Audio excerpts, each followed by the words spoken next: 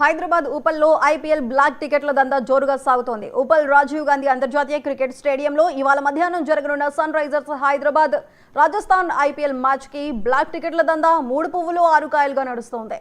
ఉపల్ చౌరస్తా దగ్గర IPL match టికెట్లను బ్లాక్ లో అమ్ముకుంటున్నారు సంపత్ హరి అనే ఇద్దరు వ్యక్తులు. ఈ విషయం పోలీసులకు తెలియడంతో ఇద్దరిని అదుపులోకి తీసుకున్నారు ఎల్బీ నగర్ ఎస్ఓటీ పోలీసులు. 5 టికెట్లను స్వాధీనం చేసుకున్నారు. కేసు నమోదు చేసి దర్యాప్తు చేస్తున్నారు ఉపల్ పోలీసులు.